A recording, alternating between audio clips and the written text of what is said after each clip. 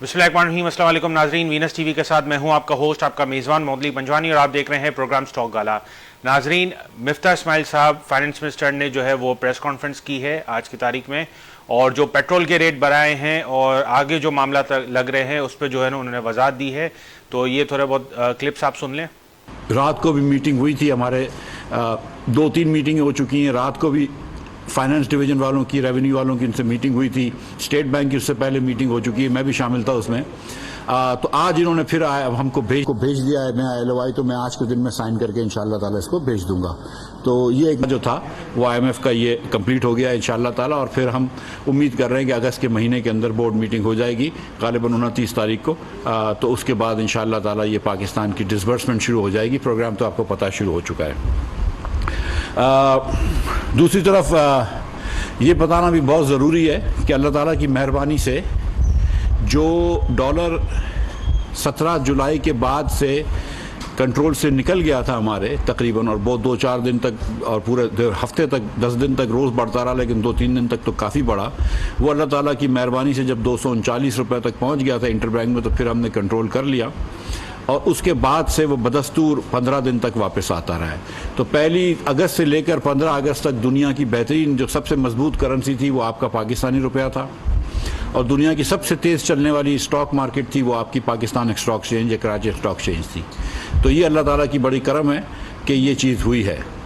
मैं जुलाई के महीने में जब बहुत करेंसी टूट रही थी, उस वक्त भी आपसे ही गुजारिश करता था कि देखो मुझे इम्पोर्ट रोकने दो, थोड़ा सा मैं इंपोर्ट कम कर लूँगा। तो इंपोर्ट को अगर मैं एक्सपोर्ट और रेमिटेंस के बराबर ले आऊँगा तो ख़ुद ब खुद ऑर्गेनिकली रुपया जो है वो मजबूत होना शुरू हो जाएगा। रुपए की स्ट्रेंथ जो है वो कोई ऐसे वो नहीं होनी चाहिए, कोई शोखी के लिए नहीं होनी चाहिए। रुपए की strength should reflect the strength of the economy.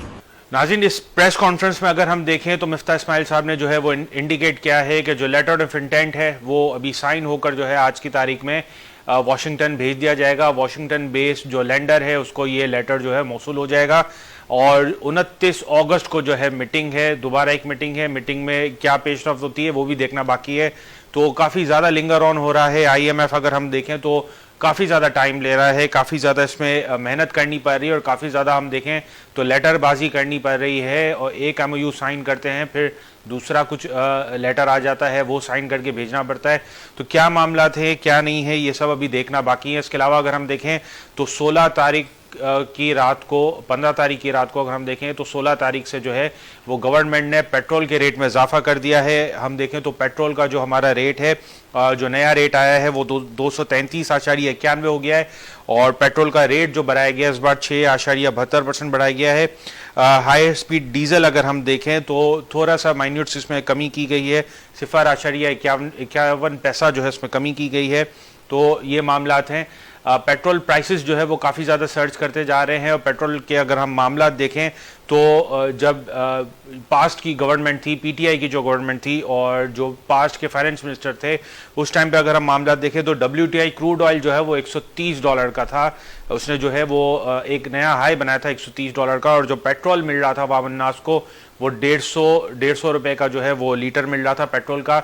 अब जो है WTI अगर हम देखें तो मुसलसल नीचे आता जा रहा है, $87 चल रहा है, लेकिन जो पेट्रोल का रेट है वो 233 रुपये फी लीटर है, महंगा कर दिया गया है। अगर पेट्रोल का रेट जो WTI क्रूड ऑयल का रेट है वो अगर $130 का ही रहता तो पेट्रोल का रेट कहाँ जाता। तो ये बहुत बड़ा सवालिया निशान है। गवर्नमेंट के पास ऐसे क्या पॉलिसीज हैं, ऐसे क्या इकदाम हैं कि गवर्नमेंट जो है वो अवाम अन्नास को रिलीफ दे सकती है। अगर अवाम अन्नास को रिलीफ देंगे तो उससे जो है इन्फ्लेशन के नंबर्स ही बेटर होंगे, और जो ब्रीदिंग स्पेस है जो गवर्नमेंट चाह रही है, जो मौजूदा फाइनेंस मिनिस्ट्री चाह रही है, उसको वो स्पेस मिल जाएगा काम करने के लिए। अभी भी हम देखें तो 29 अगस्त को जाकर जो है ये सारे मामला होंगे, उस वक्त रिजर्व क्या होगा बहुत बड़ा सवाल ये निशान है। देखा जाए तो जैसे जैसे दिन बढ़ते जा रहे हैं और IMF जितना लिंगर ऑन होता जा रहा है, उतना जो है इस मौजूदा काबीना और मौजूदा फाइनेंस मिनिस्ट्री के लिए काफ़ी ज़्यादा मुश्किलात पैदा हो रही हैं। फाइनेंस मिनिस्टर मिफ्ता इस्माइल साहब ने अगर देखा जाए तो उनकी जो पॉलिसी है, उन्होंने जो चीज़ नरेट की है उसमें बात करें, वजाहत करें तो उन्होंने कहा कि जो पेट्रोल के रेट है उसमें जो है उन्होंने टैक्स ने नहीं बढ़ाए हैं। उन्होंने कभी ये नहीं कहा कि पेट्रोल के रेट बढ़ नहीं सकते, पेट्रोल के रेट जो है वो बढ़ेंगे। अगर once again WTI crude oil का रेट जो हम इंपोर्ट करते हैं वो अगर ऊपर का ही रहता, $100 से ऊपर रहता, तो पेट्रोल के रेट कहाँ जाते, बहुत बड़ा सवालिया निशान है। इसके अलावा उन्होंने जो है वो चीज़ वजाहत की कि जो हमारा तिजारती खसारा है, ट्रेड डेफिसिट, अगर हम देखें तो वो $48 बिलियन का है, और हम जो है वो इंपोर्ट करते थे $80 बिलियन की, और जो हमारी एक्सपोर्ट है वो 31.33 बिलियन की थी। तो तकरीबन $48 बिलियन का जो है वो गैप था। उस गैप को जो है वो फिल किया जा रहा है। ग्रोथ ओरिएंटेड पॉलिसी नहीं है, हम जो है वो ग्रोथ पे ज़्यादा फोकस नहीं कर रहे, हम जो है इंडस्ट्रियलाइजेशन पे फोकस नहीं कर रहे, हम वो मामला नहीं कर रहे कि हमारी जो एक्सपोर्ट है वो बढ़े। इंपोर्ट है वो वक्ती तौर पे अगर हम रोकें, जो लग्जरी गुड्स हैं, जो एक्स्ट्रा लग्जरी गुड्स हैं, जो हम चीज़ें मंगाते हैं उस पर थोड़ी बहुत पाबंदी आयद हो जाए, उनको बैन कर दिया जाए, तो वो काफ़ी ज़्यादा बेटर है। लेकिन सिर्फ इंपोर्ट को रोक देना और एक्सपोर्ट पे फोकस नहीं करना, ग्रोथ ओरिएंटेड इकोनॉमी नहीं बनाना, तो ये बहुत बड़ा जो है वो डिज़ास्टर साबित हो सकता है। वंस अगेन हमारी जितने भी माशी टीम आती है, जितने भी माशी तज्ज़ियाकार आते हैं, फाइनेंस मिनिस्ट्री में जितने भी हमारे जो है वो लीडर्स आते हैं, वो बीमार का इलाज कर रहे हैं, बीमारी का इलाज नहीं कर रहे। हमारी जो माशी मामला है वो दिन बर दिन बिगड़ते जा रहे हैं। हर रोज़ जो है हम देखें कुछ ना कुछ नई चीज़ लग रही होती है, नया एक्सपेरिमेंट हो रहा होता है हमारी मईशत के साथ। तो ये बहुत बड़ा देखा जाए तो यानी डायरेक्शनलेस मामला हैं, ना सिर्फ मौजूदा हुकूमत के, पास्ट गवर्नमेंट की भी अगर हम देखें तो इसी तरह की ही चीज़ें चल रही होती थी। डायरेक्शनलेस हमारी इकॉनमी है, तो इस पर एक प्रॉपर जो है वर्किंग होनी चाहिए, इस पर प्रॉपर अर्जेंट बेसिस पे जो है वो काम होना चाहिए। और हमारे जितने भी माशी तज्ज़ियाकार हैं, जितने भी लोग हैं जो मईशत पे ग्रिप रखते हैं, उन्हें जो है अपना रोल अदा करना चाहिए, और गवर्नमेंट को भी जो है एक ऐसा प्लेटफॉर्म तैयार करना चाहिए जिससे जितने भी माशी हमारे करता धरता है वो सारे एक प्लेटफॉर्म पर बैठकर जो है वो एक पॉलिसी बनाए, एक पॉलिसी पे लाहेमल दे। क्योंकि अगर पाकिस्तान के माशी मामला बिगड़ेंगे तो ये सबका डैमेज होगा, सबको नुकसानदेह होगा। पॉलिटिक्स से और सियासत से बालातर होकर जो है इन चीज़ों पे फोकस करना होगा, इन चीज़ों पे काम करना होगा। इसके अलावा अगर हम देखें तो हमारे जो रेमिटेंस के नंबर हैं, इनफ्लो जो है हमारा जुलाई के महीने का वो 8.6 जो है % वो कम हुआ है, डिक्लाइन की साइड पर है थोड़ा बहुत। और उसकी जो वजाहत दी है स्टेट बैंक ने वो दी है कि ईद की तातीलात थी जुलाई के महीने में, इस वजह से जो है रेमिटेंस जो है वो कम आई हैं। रेमिटेंस पे भी ज़्यादा हमें इन्हिसार नहीं करना चाहिए, क्योंकि हम जो है वो इस तरह की चीज़ें बना रहे हैं, इस तरह की एक पॉलिसी बना रहे हैं कि हम जो है हमारे यहाँ से जो यूथ है उनको यानी इस चीज़ पे इंगेज करें, इस चीज़ पे उनका माइंड सेट करें कि आप बाहर मुल्क जाके जो है काम करें।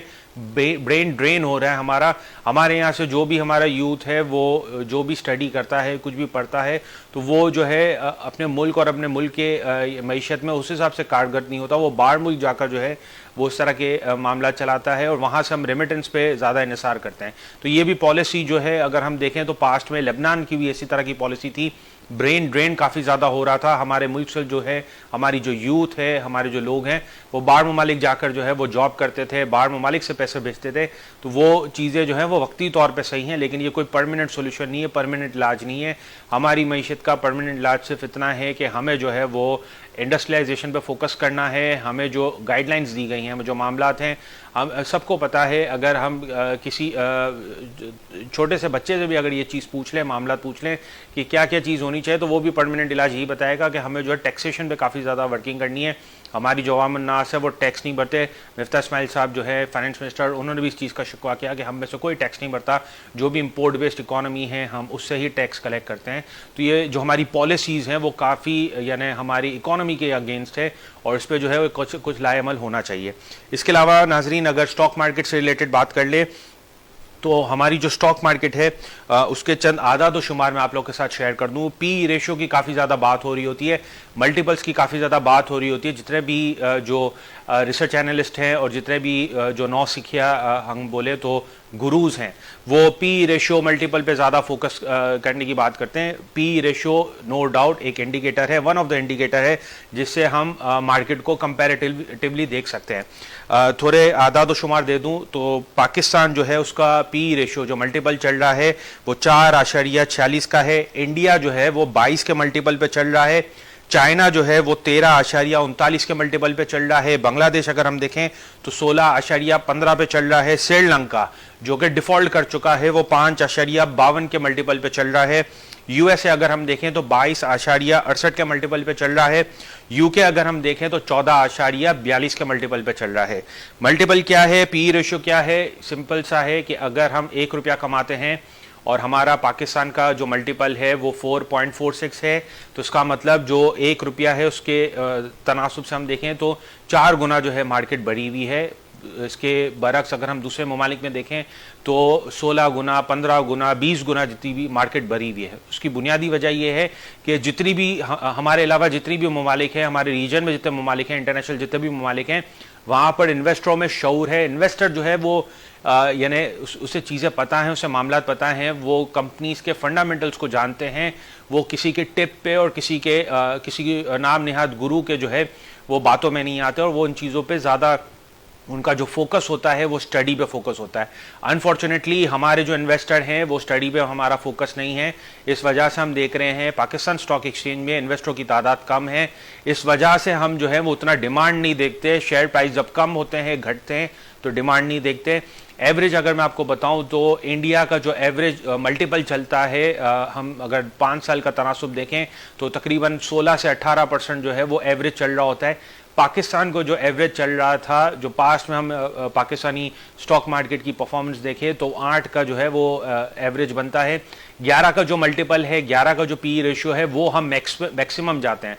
तो ये सारी चीज़ें हैं, ये सारे मामला हैं। इसकी बुनियादी वजह ये है कि हमारा जो इन्वेस्टर है वो इन्वेस्टर होकर काम नहीं करता, वो ट्रेडर बन के काम करता है, वो शॉर्ट टर्म पैसा लगाता है और वो जो है शॉर्ट टर्म जो है वो गेन करना चाहता है, थोड़े पैसे लगा के ज़्यादा कमाना चाहता है, थोड़े पैसे लगाकर जो है वो फाइनेंसिंग लेता है। इस तरह के मामला काफ़ी ज़्यादा चलते हैं और इन चीज़ों के पीछे अगर हम देखें तो पूरी एक इंडस्ट्री बनी हुई है।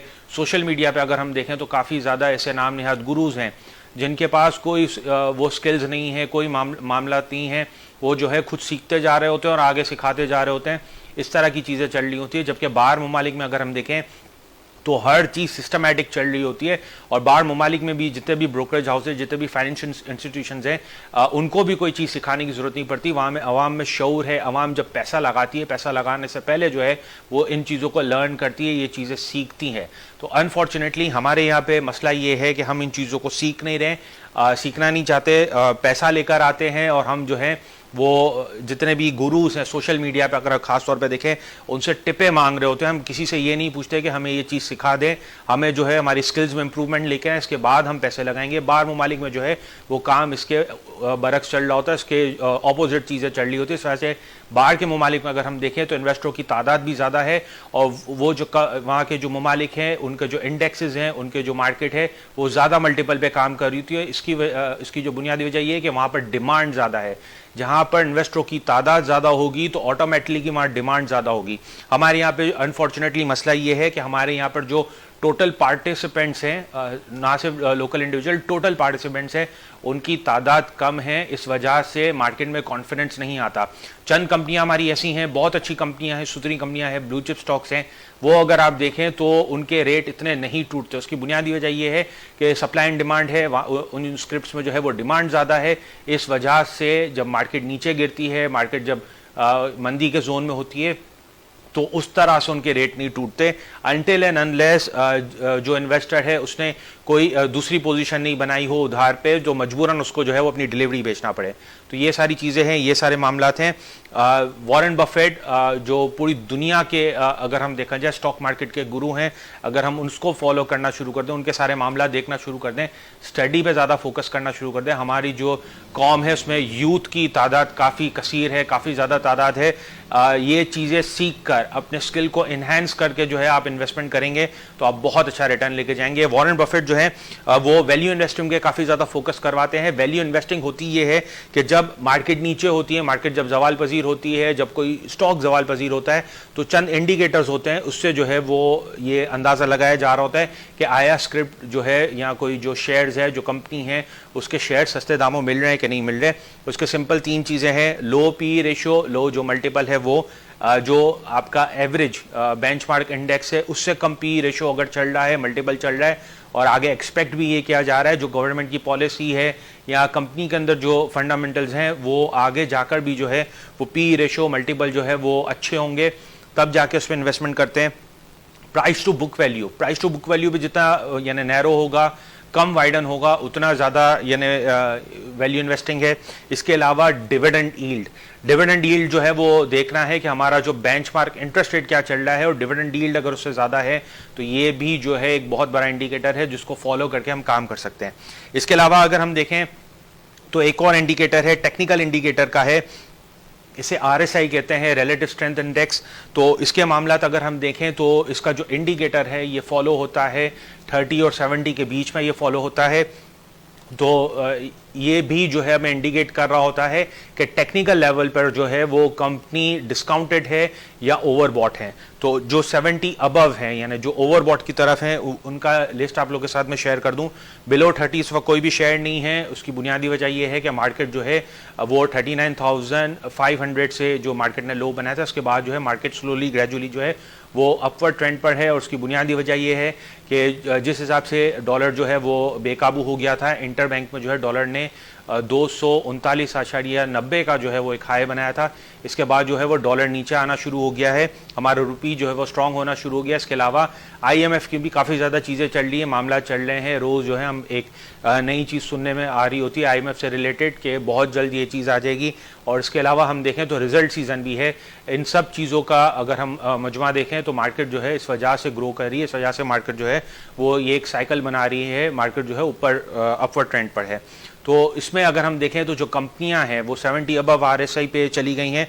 उसमें सबसे पहले अगर हम देखें तो IBFL है, नेशनल बैंक है, कैप्को है, APL है, नेशनल फूड्स है, MEBL है, निषाद मिल्स है, FCEPL है, यूनिटी है, TRG है, PSX है, K इलेक्ट्रिक है, KTML है, TGL है, POL है और BOP है।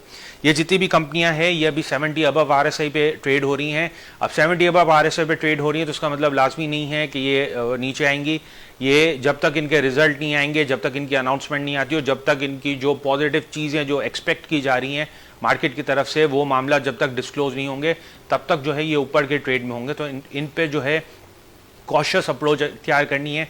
फ्रेश बाइंग जो है वो कोशिश कीजिएगा कि अगर आप फ्रेश बाइंग करना चाह रहे हैं तो आप अपनी रिस्क एपेटाइट देख लें कि आप कितना रिस्क उठा सकते हैं। वंस अगेन मार्केट में अगर इन्वेस्टर बन के काम करेंगे तो इस मार्केट से जो है बहुत अच्छा रिटर्न लेके जाएंगे। अगर आप जो है वो ट्रेडर बन के काम करेंगे, इस मार्केट में सट्टा करेंगे और उन लोगों के बातों में आकर आप काम करेंगे जो खुद नौ सीखे हैं और यानी उन्हें चीज़ों का नहीं पता, तो वो आप जो है इस मार्केट से ब्लीड करेंगे। पी रेशो से रिलेटेड चंद और चीज़ें आप लोगों के साथ शेयर कर दूं। जो मल्टीपल है हमारा जो 4.46 का मल्टीपल चल रहा है ये एवरेज मल्टीपल है। जो कंपनीज हैं वो अर्निंग जो शो कर रही है तो हमें गवर्नमेंट की पॉलिसीज़ भी देखनी है कि आगे पॉलिसीज़ क्या हैं गवर्नमेंट की, आया वो फेवर में है उस कंपनी के, उस सेक्टर के, और वो अगेंस्ट पॉलिसी है। ओवरऑल इकोनॉमिक सिचुएशन भी देखनी है, तो वो सारे मामला भी देखने। तो जो मल्टीपल है वो उसके जो रेंज है वो आगे पीछे होते रहते हैं। कभी होगा कि कोई मल्टीपल जो है वो एवरेज मल्टीपल से ज़्यादा महंगा हो, कभी होगा कि कोई मल्टीपल जो है वो एवरेज मल्टीपल से कम है। तो ये वन ऑफ द इंडिकेटर है, जैसे RSI one of the indicator है। इस तरह की बहुत सारी चीज़ें हैं, बहुत सारे इंडिकेटर्स हैं। अगर आप इन चीज़ों को सीख कर काम करेंगे, इन्वेस्टिंग करेंगे, खुद से इन्वेस्टमेंट करेंगे, कोई अगर आपको कोई शेयर्स के बारे में बताता भी है, उसके बारे में आपको कोई गाइड भी करता है या कोई टिप भी देता है मार्केट में, तो अगर आपके पास इन चीज़ों की नॉलेज होगी तो आप जो हैं वो अपने हिसाब से अपने रिस्क एपेटाइट के हिसाब से जो है वो अच्छे से इन्वेस्टमेंट कर सकते हैं। वंस अगेन हमारे पास इन्वेस्टरों की तादाद बहुत कम है और जो एजुकेशन पे है हमारी जो इन्वेस्टर है उनको काफ़ी ज़्यादा फोकस करना होगा और अवेयरनेस पे काफ़ी ज़्यादा फोकस करना होगा। जितना अवेयर होगा हमारा इन्वेस्टर जितना एजुकेटेड होगा, उससे सारे प्रोज एंड कॉन्स पता होंगे मार्केट के, तो इस मार्केट से बहुत अच्छा रिटर्न लेके जा सकता है। नाज़रीन ब्रेक पर जाते हैं, ब्रेक के बाद आप लोगों के साथ डेटा शेयर किया जाएगा, हमारे साथ रहिएगा।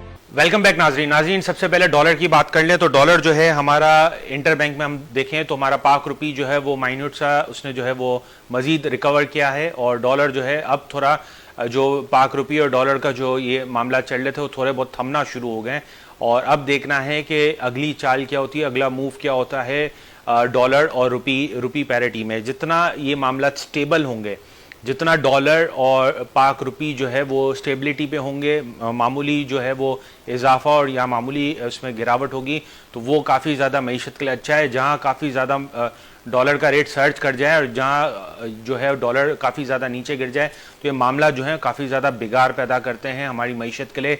एलसी खुलने में काफ़ी ज़्यादा देर लगती है, एलसी कभी कभार नायाब हो जाती है और कभी कभार जो है वो सस्ते दामों मिल रही होती है। इससे हमारे जो इंपोर्ट और एक्सपोर्टर्स के नंबर्स भी ख़राब होते हैं और हमारे जो इंपोर्ट और एक्सपोर्टर्स हैं वो भी काफ़ी ज़्यादा कशमकश का शिकार होते हैं। तो हमें यही उम्मीद रखनी है और हमें ये देखना है कि हमारा जितना भी डॉलर और रुपी के जो मामलात हैं वो ज़्यादा जो है वो फ्लक्चुएट ना करें और वो चीज़ स्मूथ चले। जैसे ये मामला स्मूथ चलेंगे तो ये भी एक इंडिकेटर है कि हमारे जो माशी मामलात हैं वो स्लोली ग्रेजुअली जो है वो बेटर होना शुरू हो गए। तो हम देखें तो जो डॉलर है इंटरबैंक में जो क्लोजिंग दी है 213.90 की दी है। पाक रुपी ने जो है वो गेन किया है 0.04%। रिचर्ड बे कोल प्राइस की अगर हम बात करें तो दोबारा जो कोल है वो ऊपर जाना शुरू हो गया है। वंस अगेन कमोडिटी प्राइसेस में भी अगर हम देखें तो काफ़ी ज़्यादा फ्लक्चुएशन हो रही है और कोल जो है वो उसकी एग्जांपल है। रोज़ आप लोग के साथ डेटा शेयर किया जा रहा होता है, तो कभी अगर हम देखें तो रिचर्ड बे कोल प्राइस जो है वो $300 से भी नीचे मिल रहा होता है, कभी अगर हम देखें तो वो $350 से ऊपर चले आता है। तो इसमें भी काफ़ी ज़्यादा फ्लक्चुएशन हो रही है। उसकी बुनियादी वजह यह है कि पूरी दुनिया जो है वो डिस्टर्ब है, फाइनेंशियली जो है वो मामला काफ़ी ज़्यादा ख़राब हैं और डिमांड एंड सप्लाई जो है वो काफ़ी ज़्यादा फ्लक्चुएट होती है। तो अभी अगर हम देखें तो रिचर्ड बे कोल प्राइस जो है वो चल रहा है $322.45 चल रहा है और इसने जो गेन किया है $14.30 गेन किया है। WTI क्रूड ऑयल की अगर हम बात करें तो WTI क्रूड ऑयल जो है वो $88 के पास ट्रेड हो रहा है, $88.81 फी बैरल चल रहा है और इसने जो लूज किया है वो 0.60 लूज किया है। सोने की कीमत इस मुताबिक है 1 तोला गोल्ड 1,44,100 चल रहा है और 10 ग्राम सोने की कीमत 1,23,540 है। इंडेक्स वैल्यूएशन इस मुताबिक है, मार्केट का करंट इंडेक्स 43,436 का है। मार्केट ने 185 पॉइंट लूज किए हैं। मार्केट की पिछली क्लोजिंग 43,621 पर थी। टोटल 59 करोड़ शेयर का काम हुआ है जिसमें से 31 करोड़ शेयर सेटल हुए हैं। सेटलमेंट का परसेंटेज अगर हम देखें तो 52.71% है। पी रेशो जो मल्टीपल अगर हम देखें तो 4.46 का है। मार्केट कैपिटलाइजेशन 7.25 खरब रुपए की है। इजाफा 134 कंपनी में हुआ है। गिरावट का शिकार 208 कंपनी है। बरकरार अगर हम देखें तो 18 कंपनी है। एक साल का रिटर्न अगर हम देखें तो नेगेटिव 7.41% है। अब तक का रिटर्न अगर हम देखें तो नेगेटिव 2.60% है। डे रेंज इस मुताबिक है, मार्केट ने नीचे 43,389 का लो बनाया जबकि ऊपर 43,887 का हाई बनाया। 52 हफ्तों का रेंज इस मुताबिक है, मार्केट ने नीचे 39,541 का लो बनाया जबकि ऊपर 48,144 का हाई बनाया। फीपीलीपी डेटा इस मुताबिक है। फीपीलीपी डेटा के हिसाब से अगर हम देखें तो जो बाइंग है मेजॉरिटी बाइंग है वो म्यूचुअल फंड की है। सेकंड नंबर पर अगर हम देखें तो इंडिविजुअल्स की है। सेलिंग साइड पर अगर हम देखें तो जो सबसे बड़ी सेलिंग आई है वो बैंकिंग सेक्टर की आई है और सेकंड नंबर पर अगर हम देखें तो सबसे बड़ी जो सेलिंग है वो इंश्योरेंस कंपनी की है। नाज़रीन, ये था मार्केट का डेटा। उम्मीद है ये जो पूरा डेटा है, जो पूरी सीरीज़ है, जो मामला हम चला रहे हैं, जो भी मौजूदा तेज़ी हो रही है, मार्केट जो ऊपर जा रही है, मार्केट में जो रिजल्ट सीजन है इस वजह से मार्केट जो है जो शेयर के प्राइसेस हैं वो ऊपर जा रहे हैं। तो वहाँ पर कोशिश करें कि जहाँ चीज़ वो यूटिलाइज हो जाए, मटेरियलाइज हो जाए, वहाँ पर जो है वो एग्जिट जो है वो लाजमी कीजिएगा। कोशिश कीजिएगा कि जैसे ही कंपनी का रिजल्ट आ जाते हैं तो वहाँ पर प्रॉफिट टेकिंग कीजिएगा। मार्केट की एक कहावत है, बाय और रूमर सेल ऑन न्यूज़। तो इस चीज़ को भी जो है हमें मद्देनज़र रखना है, इन मामलों को भी मद्देनज़र रखना है। जितना भी हम इन्वेस्टमेंट में फोकस करेंगे, इन्वेस्टमेंट बेस्ड जो है हम जो है पोर्टफोलियो बनाएंगे तो उतना ज़्यादा अच्छा रिटर्न लेके जाएंगे। लॉन्ग टर्म इन्वेस्टमेंट अगर हम करेंगे तो उसके जो रिटर्न्स हैं वो काफ़ी ज़्यादा अच्छे होते हैं। उसमें जो है कंपनीज हैं अगर डिविडेंड भी देती है तो बहुत अच्छा है, वो सोने पे सुहागा है, आइसिंग ऑन द केक है। नाज़रीन, अपने दोस्तों, रिश्तेदारों, गिरदोनों का ख्याल रखिएगा। शुक्रिया, अल्लाह हाफ़िज़।